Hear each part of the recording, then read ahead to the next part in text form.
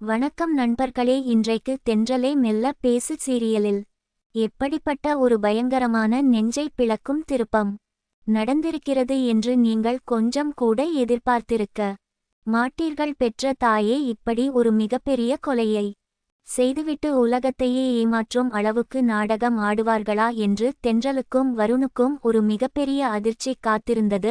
அசோக்கை இரக்கம் இல்லாமல் கொன்றது உண்மையிலேயே வருணின் அம்மா கலா தானா, இல்லை இது எல்லாமே வேறு யாரோ செய்யும் பெரிய சதியா என்ற பல குழப்பமான கேள்விகளோடு தான் இன்றைய எபிசோட் நெஞ்சை பதைபதைக்க வைக்கும்படி அமைந்திருந்தது. நண்பர்களே, இன்றைய முழு கதையையும் நான் உங்களுக்கு காட்சி வாரியாக மிக தத்ரூபமாக உணர்ச்சிகரமான முறையில் விளக்குகிறேன். தயவுசெய்து கவனமாக கேளுங்கள்.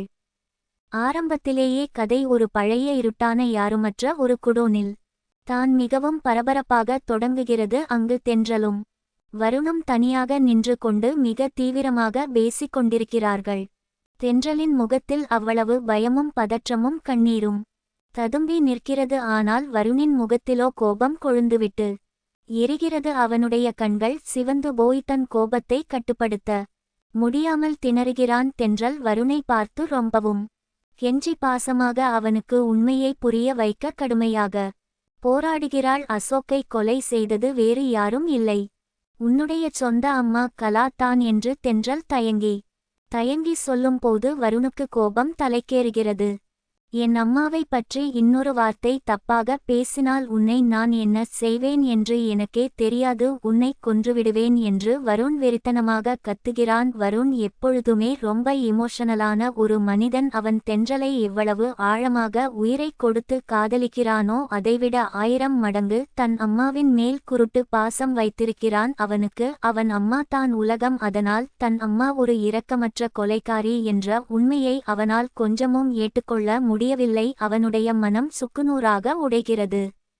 ஆனால் தென்றல் இவ்வளவு கோபத்தை பார்த்த பின்பும் சாதாரணமாக விட்டுவிடவில்லை. அவள் மிகவும் தைரியமாக மனதை கல்லாக்கிக் கொண்டு ஒரு முக்கியமான ஆதாரத்தை எடுத்து சொல்கிறாள். அமைச்சர் பையனின் பிறந்த நாளுக்கு நாம் எல்லாரும் சந்தோஷமாக போனோம் அல்லவா? அங்கு வந்தவர்களுக்கு எல்லாம் அமைச்சர் பையன் முகம் பதித்த ஒரு நினைவு வெள்ளி காயின் கொடுத்தார்கள். அந்த காயின் கல்யாண மண்டபத்தில் எப்படி வந்தது? அதே காயின் அசோக் இரத்த வெள்ளத்தில் கொலை செய்யப்பட்டு கிடந்த இடத்திலும் கிடந்தது. இதை வைத்து பார்க்கும் போது அசோக்கை கொலை செய்த இடத்தில் உன்னுடைய அம்மா கலா கண்டிப்பாக இருந்திருக்கிறார் என்பது 100% உறுதியாகிறது என்று தென்றல் கண்ணீரோடு வருணிடம் வாதாடுகிறாள். ஆனாலும் வருண் அதை கொஞ்சம் கூட நம்ப மறுக்கிறான். இதை எப்படி ஒரு ஆதாரமாக நம்புவது? இது ஒரு சாதாரண வெள்ளி காயின். இது அந்த விழாவிற்கு வந்த ஆயிரக்கணக்கான மக்களில் யார் கையில் வேண்டுமானாலும் இருந்திருக்கலாம். அதை எப்படி என் அம்மா தான் அங்கு விட்டு வந்தார் என்று நீ உறுதியாகச் சொல்கிறாய் என்று சொல்லி தென்றலின் நியாயமான வாதத்தை தட்டி கழிக்கிறான். வருண் அவனுடைய மனம் உண்மையை தேடுவதை விட தன் அம்மாவை காப்பாற்றுவதிலேயே குறியாக இருக்கிறது.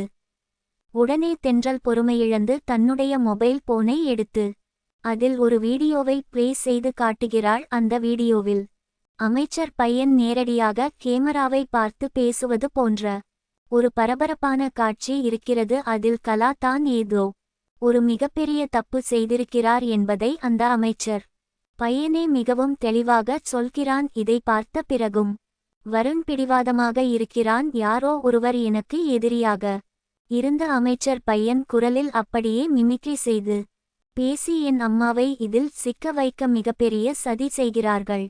இந்த வீடியோவில் இருப்பது அமைச்சர் பையன் குரல் மாதிரி தான் அச்சு அசலாக இருக்கிறது. ஆனால் என் அம்மாவை அப்படி ஒரு கொலைகாரியாக என்னால் என் வாழ்க்கையில் பார்க்க முடியாது. என் அம்மா அப்படிப்பட்டவள் இல்லை என்று வருண் அடித்து சொல்கிறான். அவனுக்கு உள்ளுக்குள் ஒரு சின்ன சந்தேகம் நெருடலாக வந்தாலும் தன் தாய் மீதான அந்த குருட்டு பாசம் அவன் கண்களை முழுமையாக மறைக்கிறது. தென்றல் அவனுடைய எதிர்காலத்திற்காக எவ்வளவு எடுத்து சொல்லியும் வருண் கொஞ்சம் கூட கேட்காததால் தென்றல் மனமுடைந்து போய் கடைசியாக ஒரு வார்த்தை சொல்கிறாள், உனக்கு என் மேல் எந்த நம்பிக்கையும் இல்லை என்றால் இப்போதே நேராக உன்னுடைய வீட்டிற்கு போய் உன் அம்மாவிடமே எல்லார் முன்னிலையிலும் கேட்டு உண்மையை தெரிந்து கொள் என்று சவால் விடுகிறாள். இதை கேட்டதும் கோபத்தின் உச்சிக்கே சென்ற வருண், நான் இப்போதே உடனே போய் என் அம்மாவிடம் கேட்கிறேன், நீ சொல்வது பொய்யாக இருந்தால் உன்னை தொலைத்து கட்டுவேன் என்று சொல்லிவிட்டு அங்கிருந்து ஒரு ஆட்டோவை பிடித்து வேகமாக வீட்டிற்கு கிளம்புகிறான். அடுத்த காட்சியில் வருணின் அம்மா கலா தன்னுடைய பெரிய பாரம்பரியமான வீட்டில் ஒரு பெரிய ஹாலில் குறுக்கும் நெடுக்குமாக ரொம்பவும் டென்ஷனாக நடந்து கொண்டிருக்கிறார். அவர் முகத்தில் ஒரு பெரிய பயமும் பதற்றமும் அப்பட்டமாக தெரிகிறது. நாம் செய்த அந்த கொடூரமான காரியம் எங்கே வெளியே தெரிந்து விடுமோ? அமைச்சர் பையன் பேசிய அந்த வீடியோ எப்படியாவது வருண் கையில் கிடைத்து விட்டால் அவன் நம்மை குடும்பத்தின் முன்னால் அசிங்கப்படுத்தி விடுவானே என்று தனக்கு தானே மனதிற்குள் பேசிக்கொண்டு மிகவும் பயந்து கொண்டிருக்கிறார் கலா. அந்த நேரத்தில் தென்றலின் நெருங்கிய தோழியான நர்மதா சாலையில் ஒரு ஸ்கூட்டியில் சென்று கொண்டே தென்றலுக்கு போன் செய்கிறாள்.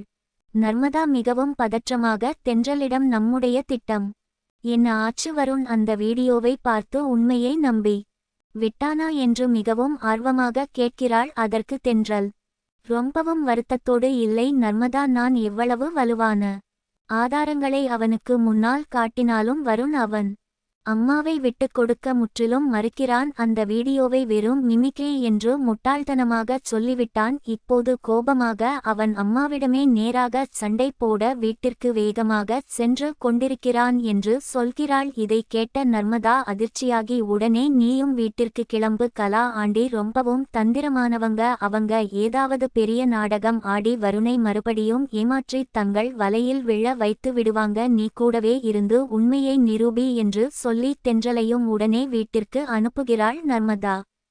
இறுதி காட்சியில் வருண் ஆட்டோவில் இருந்து இறங்கி ஒரு பெரிய புயல் வேகத்தில் வீட்டிற்குள் அதிரடியாக நுழைகிறான். அம்மா கலா, எங்கே இருக்கிறாய் என்று ஒட்டுமொத்த வீடும் அதிரும்படி மிகவும் ஆவேசமாக கத்துகிறான். அவனுக்கு பின்னாலேயே தென்றலும் மிகவும் பதற்றமாக மூச்சிறைக்க ஓடி வருகிறாள். வருணின் அந்த பயங்கரமான சத்தத்தை கேட்டு உள்ளே அறையில் இருந்து கலா வெளியே வருகிறார். வருண் நேராக அவர் கண்ணை பார்த்து, அம்மா அசோக்கை நீதான் கொலை செய்தாயா? உனக்கும் அந்த கொலைக்கும் சம்பந்தம் இருக்கிறதா என்று எந்த ஒரு தயக்கமும் இல்லாமல் நேரடியாக கேட்கிறான். இதை கேட்டதும் கலாவுக்கு தூக்கிவாரி போடுகிறது. தான் எப்படியோ மாட்டிக்கொண்டோம் என்று அவருக்கு நன்றாக புரிந்து விட்டது. ஆனால் கலா ஒரு சாதாரண பெண்மணி இல்லை, அவர் எவ்வளவு தந்திரமானவர், எவ்வளவு பெரிய சூழ்ச்சிக்காரர் என்பது நமக்கு தான் தெரியும். உடனே அவர் ஒரு மிகப்பெரிய நாடகத்தை அங்கே அரங்கேற்றுகிறார். நெஞ்சில் பலமாக கை வைத்துக்கொண்டு, ஐயோ, நான் 10 மாதம் கஷ்டப்பட்டு பெத்த பையனே என்னை பார்த்து ஒரு கொலைக்காரி என்று கேட்டு விட்டானே, எனக்கு இந்த உசுறு எதற்கு, நான் ஏன் இன்னும் உயிரோடு இருக்க வேண்டும் என்று சொல்லி தரையில் விழுந்து புரண்டு கதறி அழுகிறார். தென்றல் உடனே இடைமறித்து வருண் கையில் இருக்கும் அந்த போனை நீட்டி, இந்த வீடியோவை எல்லாரும் பாருங்கள், இதில் எல்லா உண்மையும் அப்பட்டமாக இருக்கிறது என்று சொல்ல முற்படுகிறாள். ஆனால் கலா தென்றலை பேசவே விடவில்லை. நீங்களாம் எல்லாரும் ஒன்றாக சேர்ந்து கொண்டு என் சொந்த பையனை எனக்கு எதிராக மாற்றி விட்டீர்களா? சம்பந்தமே இல்லாத வெளியாட்கள் சொல்லும் பேச்சை கேட்டுக்கொண்டு உன்னை பெற்ற தாயான என்னையே சந்தேகப்படுகிறாய்.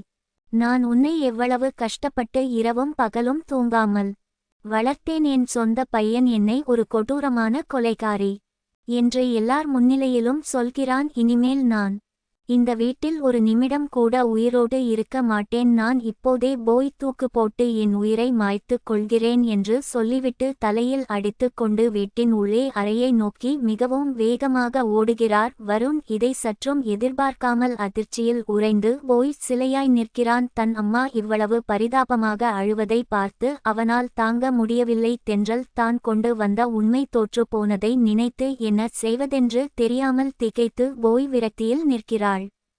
இன்றைய எபிசோடில் மிகவும் உணர்ச்சிகரமான நெஞ்சை உலுக்கும் விஷயம் என்னவென்றால், தென்றல் தன்னுடைய காதலனுக்காக எவ்வளவு நேர்மையாக போராடியும் அவளால் உண்மையை நிலைநாட்ட முடியவில்லை. வருண் ஒரு பக்கம் தன் காதலி சொல்லும் உண்மையை முழுமையாக தெரிந்து கொள்ள முடியாமலும், இன்னொரு பக்கம் தான் தெய்வமாக நினைக்கும் தன் அம்மாவை விட்டு கொடுக்க முடியாமலும் மனதளவில் மிகவும் கொடூரமாக தவிக்கிறான். அவனுடைய மனப்போராட்டம் பார்ப்பவர்களுக்கே மிகவும் கஷ்டமாக இருந்தது. இன்னொரு பக்கம் கலா தன்னுடைய தந்திரமான மற்றும் போலியான அழுகை நாடகத்தால் மீண்டும் ஒருமுறை வருணை தன் பக்கம் எளிதாக இழுத்து விட்டார். இது தான் இன்றைய கதையின் மிகப்பெரிய எதிர்பாராத திருப்பமாக அமைந்தது. எபிசோடின் முடிவில் கலா உள்ளே ஓடி கதவை வேகமாக சாத்திக் கொள்வது போலவும் வருண் தன் அம்மா இங்கே நிஜமாகவே தற்கொலை செய்து கொள்வாரோ என்று பயந்து போய் என்ன செய்வதென்று தெரியாமல் மிகுந்த குழப்பத்தில் வாசலிலேயே நிற்பது போலவும் மிகவும் பரபரப்பாக காட்டி முடித்திருக்கிறார்கள். நாளைய எபிசோடில் என்ன விறுவிறுப்பான விஷயங்கள் நடக்கும் என்று பார்த்தால் கலா நிச்சயமாக தற்கொலை எல்லாம் செய்து கொள்ளவே மாட்டார். இது வருணின் மனதை முழுமையாக மாற்றுவதற்காக அவர் ஆடிய ஒரு மிகப்பெரிய பச்சையான நாடகம் தான். உள்ளே சென்று அவர் வேறு ஏதாவது ஒரு பெரிய திட்டத்தை தீட்டுவார். வருண் தன் அம்மா தன்னிடம் இப்படி அழுது விட்டாரே என்ற மிகப்பெரிய குற்ற உணர்ச்சியில் தென்றலை வீட்டை விட்டு வெளியே கோபமாக துரத்த கூட அதிக வாய்ப்பு இருக்கிறது. அதுமட்டுமில்லாமல் எந்த அமைச்சர் பையன் வீடியோவில் பேசினானோ அவனே நேரடியாக வீட்டிற்கு வந்து கலாவுக்கு எதிராக சாட்சி சொல்லவும் ஒரு வாய்ப்பு இருக்கிறது. அப்படி நடந்தால் இந்த கதை இன்னும் மிகப்பெரிய அளவில் விறுவிறுப்பாக மாறும். நாளை என்ன சுவாரஸ்யமான விஷயங்கள் நடக்கிறது என்று நாம் எல்லாரும் பொறுத்திருந்து பார்ப்போம்.